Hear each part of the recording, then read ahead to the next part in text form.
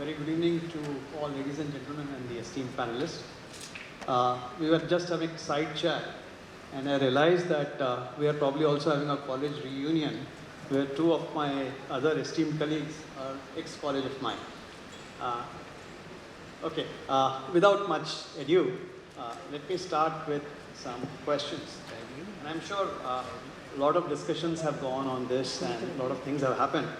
But I thought I would start with the very fundamental question. There are over 200 metros running across the world, and India has already taken a lot of lead in this. If I were to talk about, like we were talking about India being the fifth economy today, if we were to look even at the metros, India is number 5th in terms of the kilometers being covered. We have already done about 750 plus kilometers which are there. Having said this, I have a very fundamental question. Where we have such good roads and railways, I guess Dr. Dixit is already also from ex-railways. My question is, what's the attractiveness of metro? Why metro as one of the means of transportation in this whole thing? What are your views on that?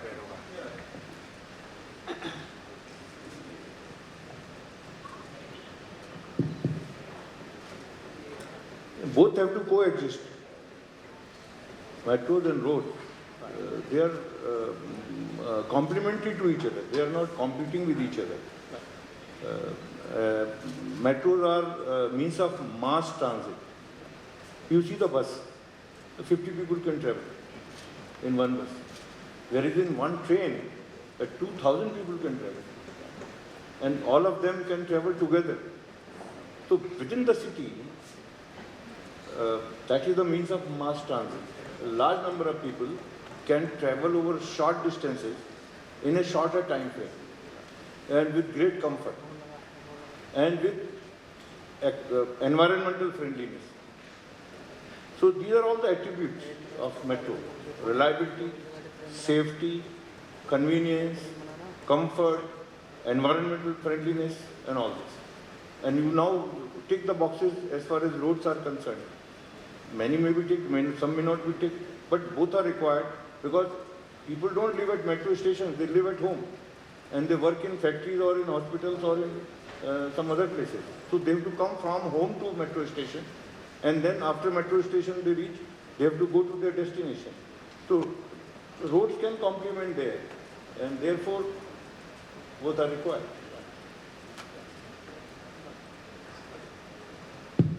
Well, I fully agree with Mr. Dixit. Actually, both have to coexist. Then only, like, a person cannot only travel in the metro. He has to come from home to the metro and from metro station to the office and other things. So roads are also required and metro is also required. For a shorter distances, like he mentioned, 8 kilometers, 10 kilometers, 12 kilometers, up to 30 kilometers in our case. And fundamentally, if you see all the A class, B class cities in India, they are so congested on the roads, especially cities. So the metros have transformed the urban mobility systems. The mass rapid transport, like he mentioned already, 2,000 people can travel at one go. And the metros are the most reliable and affordable journey, most eco-friendly, and that's the purpose. And the social activities are very highly increased, not on the roads, but in the transportation sector on its own. It is evolving in new heights, and which is the need of the hour for the infrastructure focus. I think this is one of the very important subjects you have taken. So I would like to compliment the entire organizers for doing this. But it's very, very important in my perspective as we speak.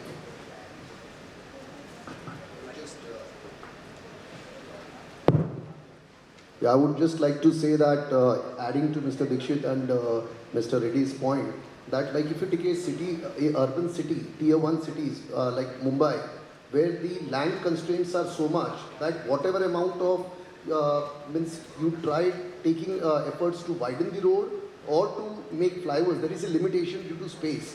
So metro is the only system through which you can cater to the continuous growing traffic demand as well as the population that's getting migrated to those tier 1 cities. So I think metro is the only solution through which the mass transport system and the traffic can be taken care of. Great. Thanks for reiterating the core purpose of metro and the power that it brings. Continuing further on this, though this is today the fifth largest network, the interesting part is with the roadmap laid out, there are about another 900 kilometers which are under construction or under approval, and you are already proposing another 1,000 plus. And the interesting part is what we have heard about, many places now, even the people have been creating dharnas in the reverse form, why are you not extending it to our side, right? So there is a lot of interest in terms of making this happen. With 3,000 kilometers, India would become the second largest network in the world, just after China. And China is only about adding a very limited amount of this in whatever the network is. And if we keep going on this, the things will become better, even more. Having said this, what I would like to understand is, on this benchmark, we would nearly become number 2. In terms of technology and state of the art, where does Indian metro system stand compared to various other systems like the Seoul network, or if you were to compare with the Hong Kong network, or if you were to talk about the erstwhile early one, like the London metro system, which was probably one of the first ones, the Tube, or the New York systems. Any thoughts on that which you would like to share? Where do we stand on technology? We are right at the top. What we are making is the absolutely world-class, state-of-the-art metros. They are second to none in their specification, in their technology, and in their performance. What we are doing today, we should make futuristic infrastructure, not infrastructure of the past. And we are absolutely bang on. Our technology is the best. You see the signaling, you see the rolling stock, you see the stations. We are doing the best. So there is no doubt. And you said, why? We population-wise, we are number 1. We are going to be number 1. Economy-wise, we are number 5. We will be number 2 very soon. So in metros, we should also be number 1 or number 2. Why we should be behind? It's logical.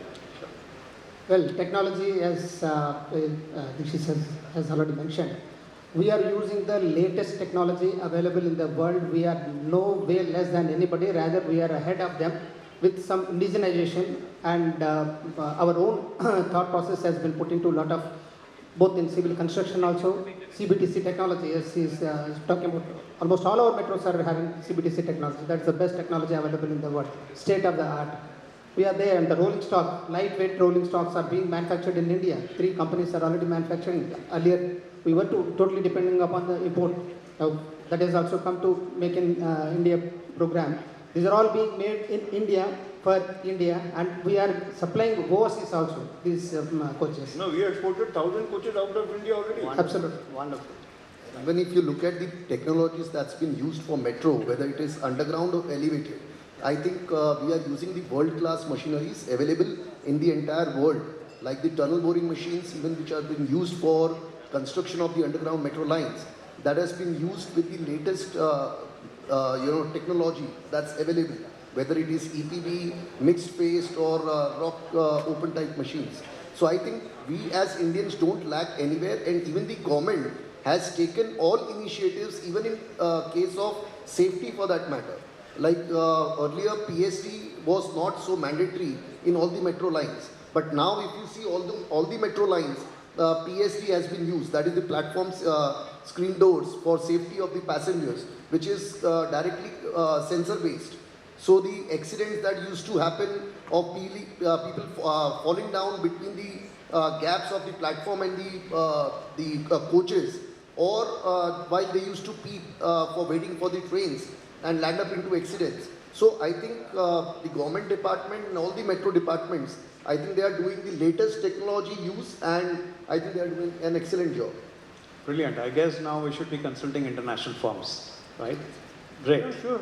All of them are here. Why not? But because there is so much of potential in India, I think we need to serve India first, and then yes, if we are in surplus, why not? We can do it in any part of the world. Wonderful. Right. Several Indian companies are working abroad. Right. Large number. And we are exporting our coaches also. Excellent. Right.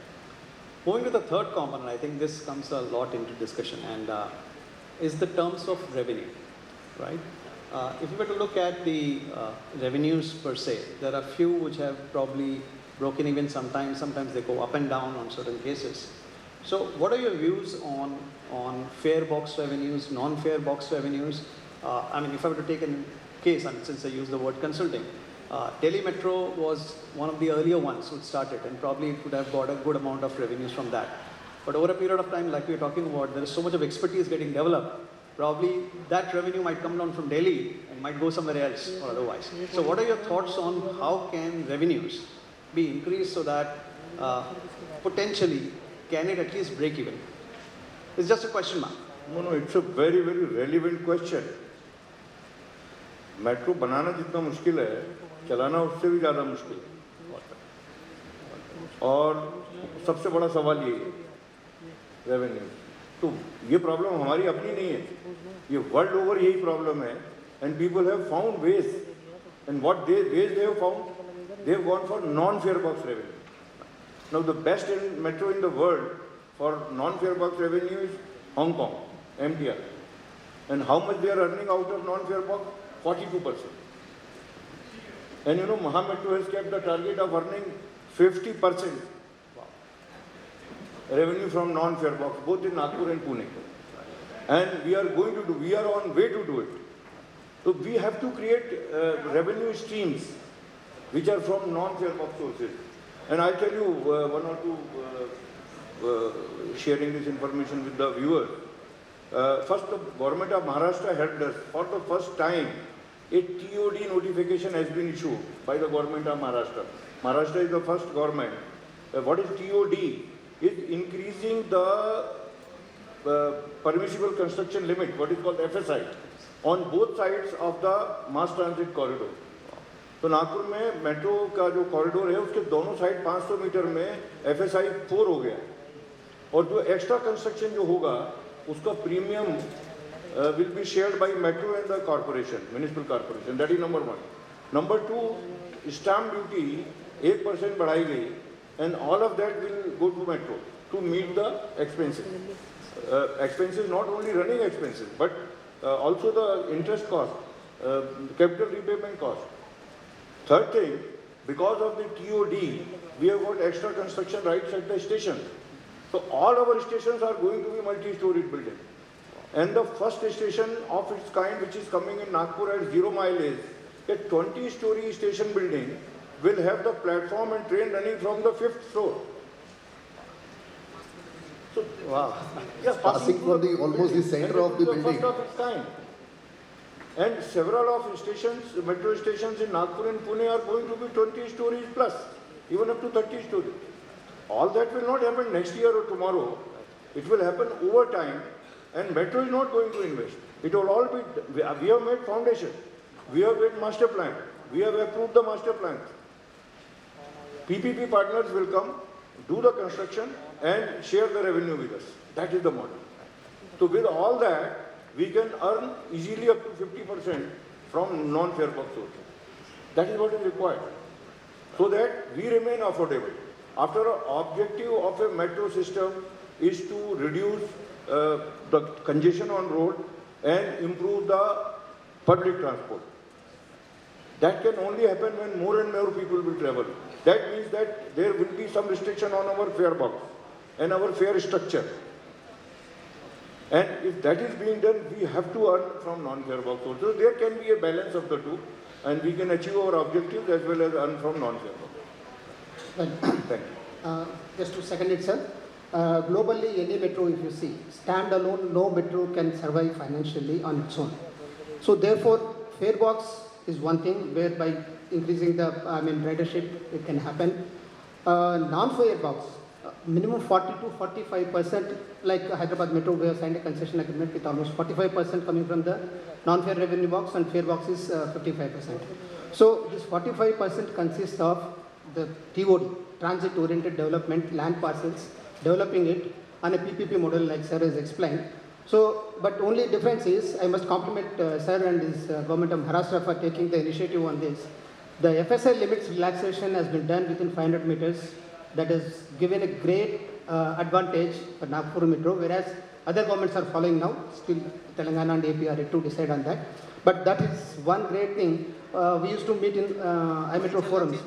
Sir is the only metro who was making profitable year on year without commissioning even a single line. So you can imagine how much TOD revenues he started earning. So before the fare revenues, that's the importance of the non-fare box. Apart from the TOD, and in PPP it is slightly different, sir. I think whereas the government metros, they own the land on a perpetual basis, freehold. There are a lot of developers in PPP mode to come and develop it, invest it, and the financial institutions also, they need mortgage of the rights. Mortgage rights are required for the land to be mortgaged to them, and the asset built on that to be mortgaged to the financial institution, which is not possible in a PPP mode project. We are licensees. The licenses is limited 30 years, then extendable by another 30 years. So effectively only 30 years you have. At the end of the 30th year, then the government will decide on KPI, performances, etc., whether it extended or not extended. So there is a big doubt on the people of, in the minds of the people, investors especially for the TOD, in a PPP projects. This is one thing what need to be addressed for a PPP projects to come up in a faster way in India. That's already being taken care in the Metro Bill in 2017. So a lot of such suggestions have come, especially for the fare, this thing. After Sir has mentioned that 1% of the stamp duty is also coming to substantiate the fare box. It's also being considered by all the state governments now. This is really, really important for sustainable, financial sustainability of a metro.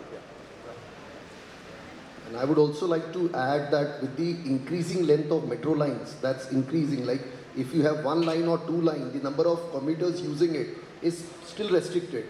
But with the amount of metro lines that has come up in Delhi and what is planned for Mumbai and other cities, the grids are growing every year-on-year basis. Delhi Metro has already completed 3 phases and the 4th phase has already been started for almost like 100 kilometers.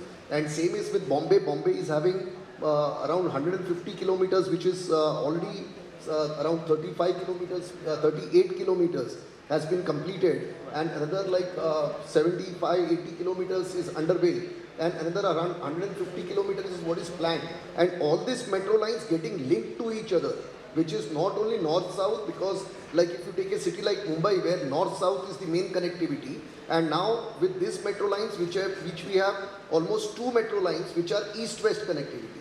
And moreover, they have created a ring road type of arrangement with the metro line. So with this huge network that we'll be having, every person, rather than using local trains, I think the majority of the crowd, the middle class and the upper class for sure, even people like us who have been traveling all across with the car, they will also be using metro lines. So I think the growing demand for metro line will again increase the profitability of this metro departments. Right. I think that's a wonderful point. And I was just thinking, when you talked about it, I started envisaging my building. It's just at Nariman Point. We are just waiting for your station to get completed so that we can get onto that one. So, on another note... just 1.5 years more to go. Okay. On another note, you talked about a very interesting point. I think the fares have been kept at a particular level.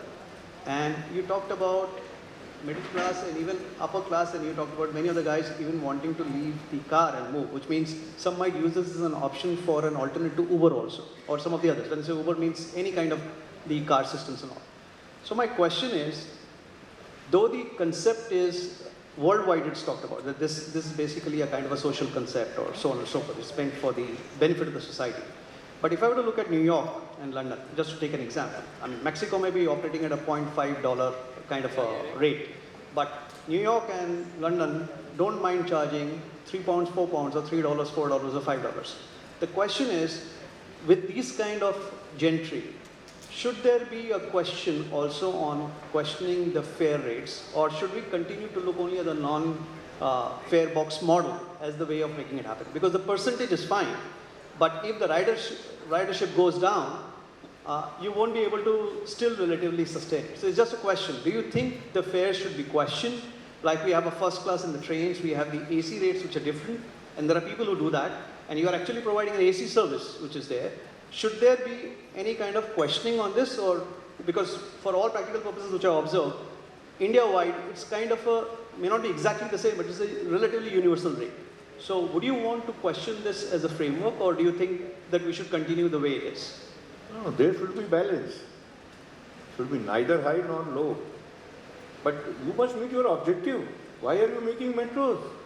To strengthen public transport. Public transport means public should travel.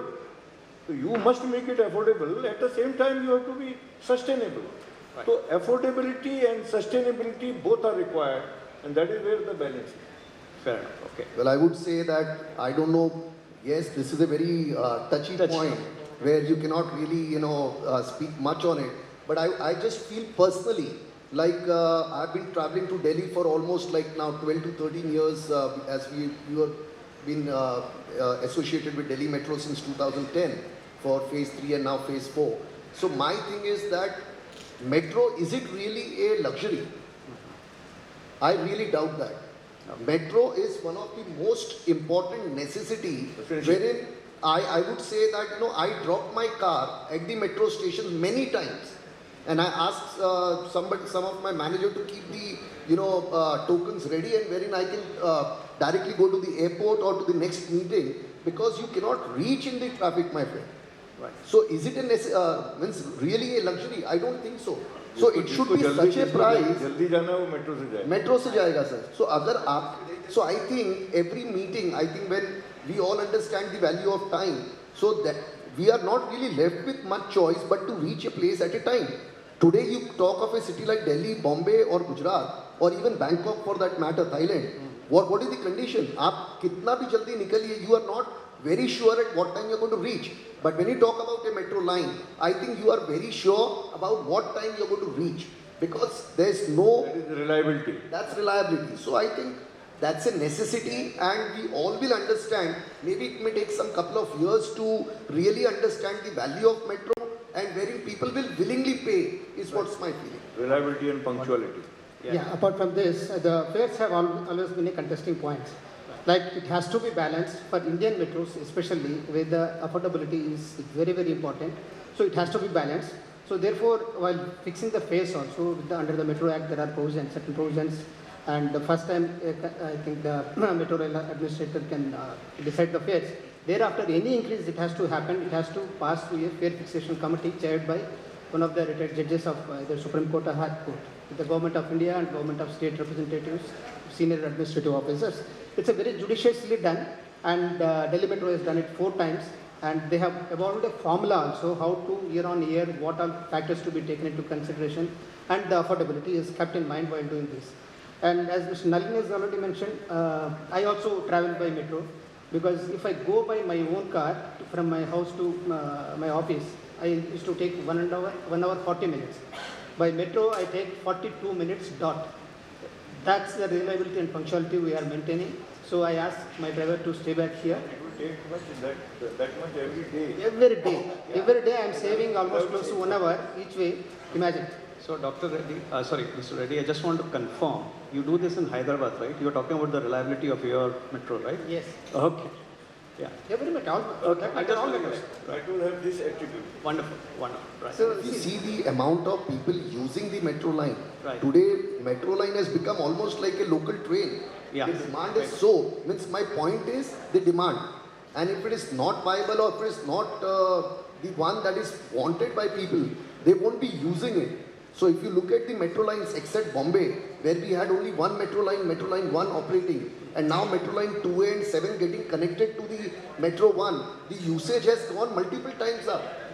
And with the entire grid coming in place, like Delhi, we are fairly with a good number of more than 350 kilometers into operation. I think metro has been accepted by people and people will be willing to keep it alive.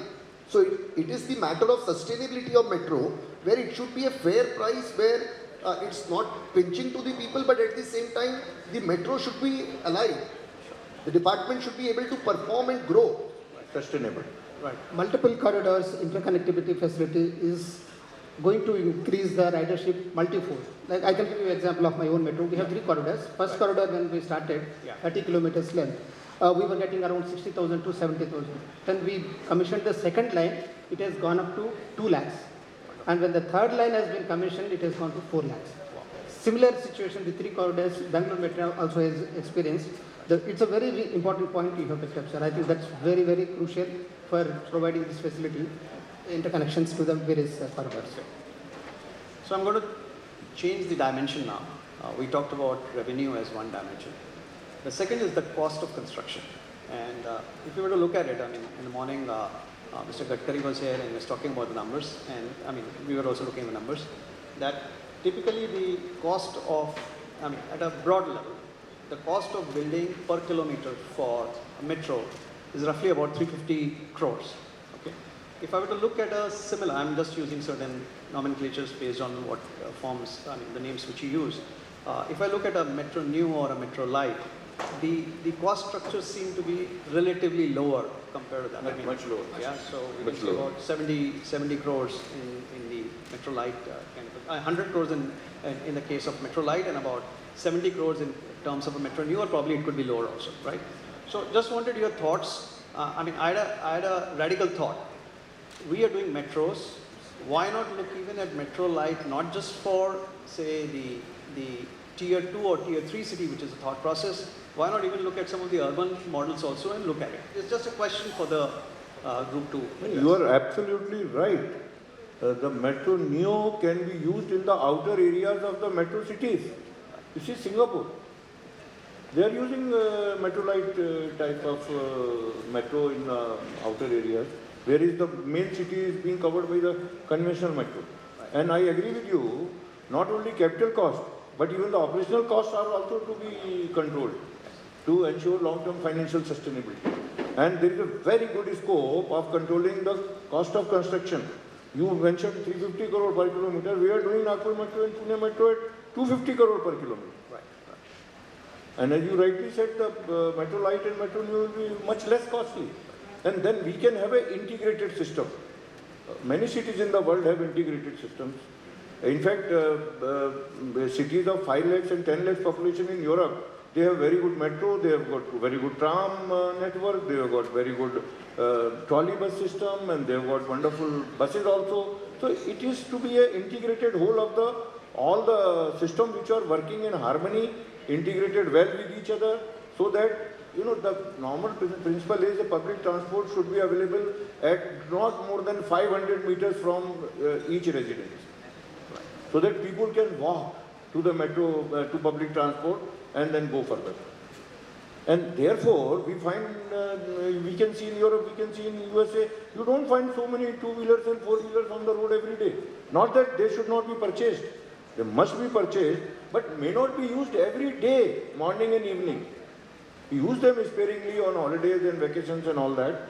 So you can have your 2-wheeler industries and 4-wheeler industries, and you can sell all those things. But to bring them every day, morning and evening on the road is the question. So if you have a very strong public transport, so your roads are not congested, your environment is better, people save their time, they save their cost, and the whole thing is sustainable. Like the metros have to be the main trunk lines.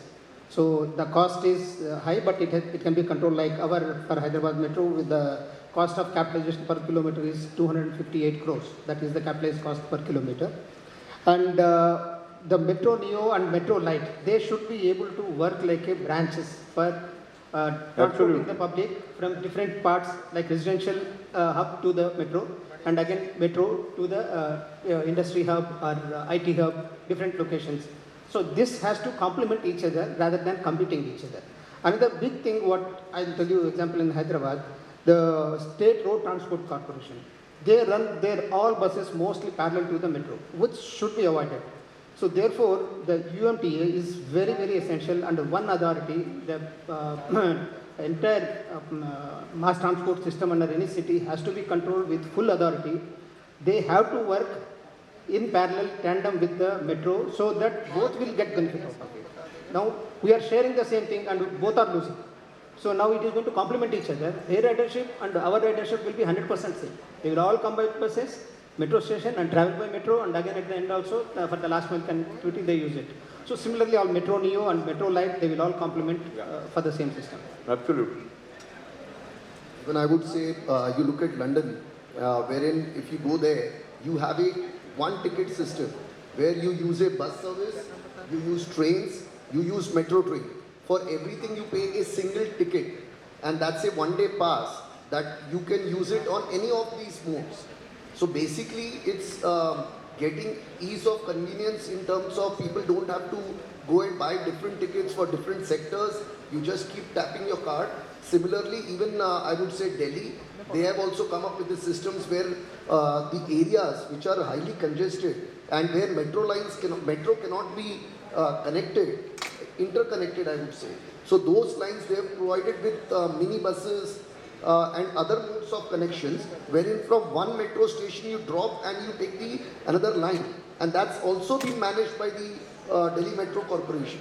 So similarly, I think if the entire grid, like even Bombay is coming up with one card system, where all the metro lines you just need one card, and one card will take you to any part of the city without coming on the road. So all the metro lines are connected to each other at terminal stations, wherein the public doesn't come onto the road, and they are, with the help of subways, with the help of FOBs, they are all interconnected. So this will help in lot of safety and ease of this traveling to the commuters, I would feel. No, we are already moving in that direction. NCMC is It's a being common card for National Common Mobility Card. That's what I'm trying to say, that that's going to attract more and more people. Yes. And I think this price issue will never be a matter of concern, I feel, over the period, understanding the need of it. That's I'm just trying to feel. Now it is mandatory for all the metros to implement the NCMC cards in all the metros. I think all of them are. National Common Mobility Card. Yeah. It has come into existence, gradually spreading. Okay. And you will use also NFC technology, which means people can just use the mobile Yes, for doing EMV that? cards, NFC technologies, all are being. It's called open loop ticketing system. Currently, most of the metros are under closed loop with their own smart cards and QR codes they are using. But with this NCMC and this NFR, everything will be implemented together. Making it even more radical.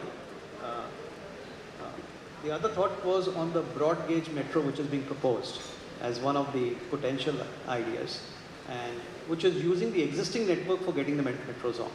Now, it is true that there are several connections which are not there, like we were just discussing the north-south kind of thing, and you need those kind of things. Would it not make sense to have something of this sort also done, which means introduction of suburban equivalent metros at certain places, because the cost structure will substantially start falling down. I think Bangalore is also considering some kind of suburban and more kind of a metro kind of design. Even Delhi is also considering. So, would it not make sense, because the cost from what I heard was 2.5 crores per kilometer, which is a substantial reduction than any of the other models.